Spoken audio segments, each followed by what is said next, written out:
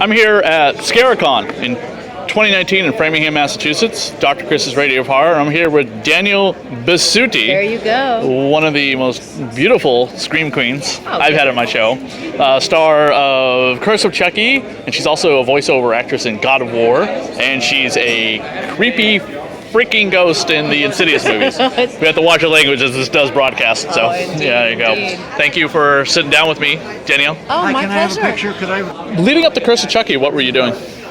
Oh, goodness. I certainly was never twiddling my thumbs, but it felt like right around the time that I booked... Well, you know what? I actually did Insidious right before Chucky. Right. So it was interesting. I was doing a guest spot on Grey's Anatomy when the audition. So I was doing a guest spot on Grey's Anatomy, and my manager at the time had sent me an email, can you make this audition? Did you live or die in Grey's Anatomy? I lived. My baby in utero almost died. Oh, no. Yeah, and it was Okay. like, do we do the surgery while the baby's in utero, or do I give birth and try the chances afterward? So I was literally like in stirrups on set. He's like, can you make it to the West Side for an audition? I was like, I just gave birth on Grey's Anatomy. This is not going to happen. And I was like, I can do it over the weekend. So I got together with my coach, put myself on tape. And one of the things I remembered was him asking for sort of a dominating, like evil queen Disney voice and presence for Insidious. Okay. Ended up getting the job. Then Curse of Chucky came shortly thereafter, and then it just sort of snowballed from there. How were you, had you seen all the previous Chucky movies prior? Had you seen any of them? Yeah. I mean, Chucky definitely effed So it up. wasn't one of those things where they just dumped all the No. DVDs at your doorstep and said, watch these before you start? He messed up my childhood like many people. Okay. I definitely saw Child's Play 1 and Child's Play 2. And then I think my dad might have been a set dresser on Child's Play 3. Is that the one with the carnival? Or was that 2? Yeah, they go to a carnival. They're in military school in 3. In 3. Yeah. My dad military was, school, and then they ends at a carnival. Right. Yeah. My dad was a set dresser on that, so I remember being in the carnival and just like terrified that at any moment this little doll was going to be like running up to me somewhere. And then I saw the one with Bride of Chucky, which I thought was a lot of fun when Tiffany gets introduced. Yeah. I did not see Seed of Chucky until after I got Curse, and then I saw Curse, and then I was in Curse. Yeah. Were you happy that you came into Chucky at a time when they're bringing it back to more horror and less stupid jokey? As much as we liked Bride because it was different, Seed went overboard and it was just like, okay, stop. A lot of people felt that about Seed. I guess I felt really lucky to go back to sort of the roots of what Chucky was about. And even though he's a sarcastic little guy, like he's always cracking a joke, it was grounded more in that terror and horror that I think the fan base really appreciated. Did you meet Brad or did he stay away from the set? Of course. No, he's a wonderful, lovely man. Yeah, he and Fiona have become friends, and I'm particularly close with Fiona and Don Mancini, so it's nice. Some of these photos, you look really creepy or really sexy. Who does your photography for? Like this one, your eyes are overly enhanced. No, these are mine. These are my real eyes. Okay. I don't know. I think that's just really good lighting. It's like cat eyes almost. A little bit cat eyes, yeah. These are just some headshots and these are just some editorial shots that I had done. Odyssey Barbu, I hope I'm pronouncing his name properly. Yeah, you look like a dominatrix in that one. Yeah, a little bit. Yeah, a little bit. I need Which is fine, fangs. you I know. just got fangs. Yeah, Don't you I think saw that. fangs would have been perfect Yes, for this? with that, I've Jesus. been dying to play a Oh my vampire. God. For Christ's sake, someone hire me Thinking as a about it later on. vampire. In Curse, I don't remember how you die. How was your death scene filmed? Oh my goodness, you know exactly. You just want me to say it. I remember how the nanny dies. Hers is a little bit more It was iconic. a butcher knife in the eye. Right. Which is it's very rude. Frickin' A. And But then that was done with CGI. Well, yeah. Okay. And then the eyeball pops out Okay. and rolls down the stairs. And Right. then Chucky, of course, conveniently squashes the Yes. eyeball. Insult to injury. Gross. He's so rude. Yeah. Have you ever been a lesbian in a movie before? That was... Or bisexual? I had been You're more bisexual. Yeah, definitely bisexual. I think I've been bisexual in a movie before. Is it hard to do a role like that? I mean, are you bisexual in real life? Well, these are personal questions, Oh, yes. but I will tell you it is not challenging to play a bisexual. Sorry. That's Hope that okay. wasn't your purpose. That's okay. But some people can find it, not that they're homophobic, but they're just like, I can't get into this. Not at all. No, Yeah. I just find human beings beautiful, and I'm attracted to. It doesn't. I guess That'd you be could more just like say. pansexual, actually. Well, yeah, I guess in Where a gender sense. doesn't seem to matter to you. I mean, yeah, I think that might be more along the lines of let's just put it this way. Summer is beautiful, right? Yeah. Maitland McConnell is the actress. Summer was the name of the character, right? The nanny. The nanny. Yeah. The naughty nanny. The naughty nanny. With the webcam and everything. You guys have the whole webcam thing going on. I'm like, the whole where is webcam, this going? It's going somewhere really fun. And so kissing her was delightful. And I love it when you guys are just like, yeah. you're like, no, behind you. Yeah, Dom wanted that to be a very big surprise for the audience, and I think we executed it to perfection.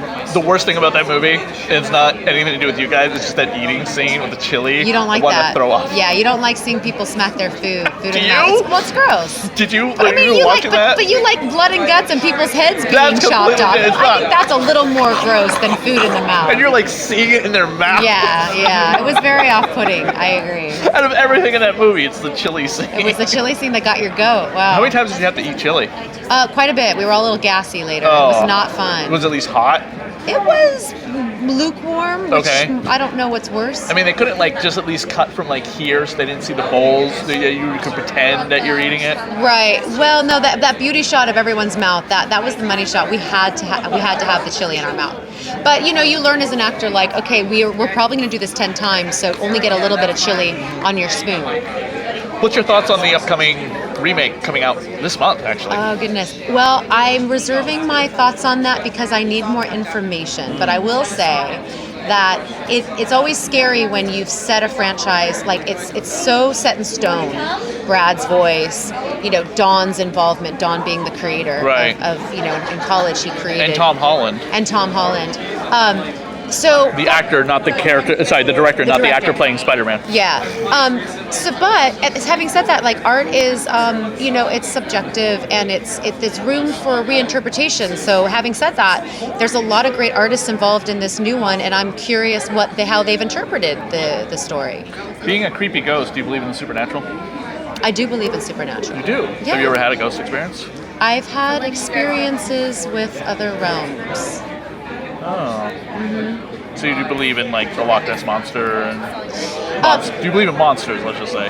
I don't know if Loch Ness was a monster. I think Loch Ness was probably real. I mean, it's difficult to distinguish between folklore, like stories that were written down that were either based on fact or intuition and feeling. Like I just was in Scotland, so I saw Loch means lake. Yep. Yeah, Loch Ness is the lake, and the Loch Ness is the monster. Also, they believe in the fairy realm. I mean, why not believe in the fairy realm? Oh. And then their country animal is a unicorn.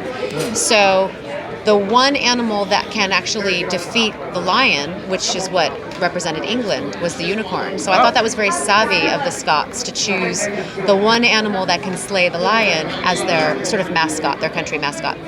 I don't have a lot of supernatural belief, but I do believe that we cannot possibly be the only living things in the entire galaxy. Well, that's definitely a broad spectrum type of thinking. I think that when people think that it begins and ends with us, that's a little finite in an infinite universe. You think so? We go on in some way.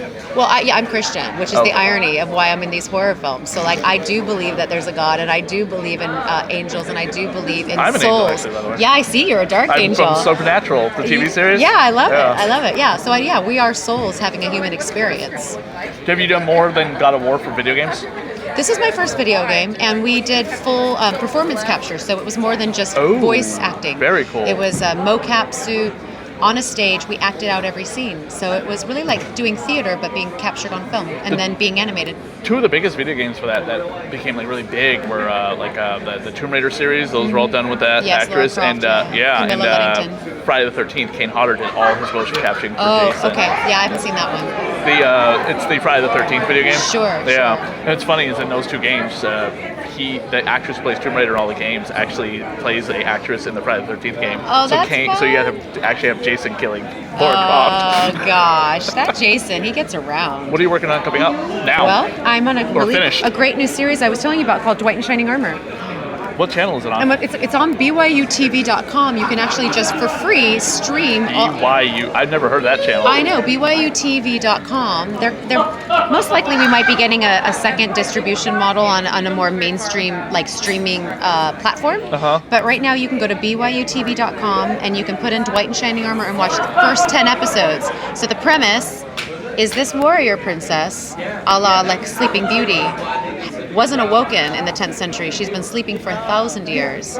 And who wakes her up is a modern day high schooler kid.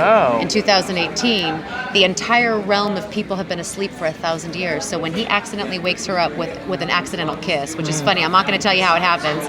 He wakes up her court magician and ogres and fairies and witches and elves and all sorts of fantastical people, knights and from that realm. And I play a witch named Hexala. And it's kind of like if you like Grimm, Once Upon a Time, Princess Bride, Monty Python, Game of Thrones, and a little Freaks and Geeks. I think you'll like our show. Oh, I love Freaks and Geeks. Yeah. It's got a great tone to it. Have you been to Salem before? I have been to Salem. Cool. The first time I came to Boston or to Massachusetts, and I loved it. Cool. I mean, it's terrifying what they did to the women back then. Oh, yeah. And because, women were witchy anyway because we're very intuitive. And I think back then that men didn't quite understand that wasn't a threat.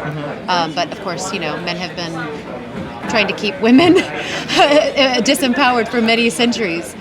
Still going on today. It's still going on today, but we're getting better. We're making improvements. I always like to bolster the positive. Yes, hopefully. Yeah. Yes. Thank you so much for coming on the show and talking about your career in Curse of Chucky. Thank you. Well, thanks for asking. One of the best of the Chucky franchise films. I am partial, but I agree. Yeah, absolutely. Okay. There we go. Well, let me know when you...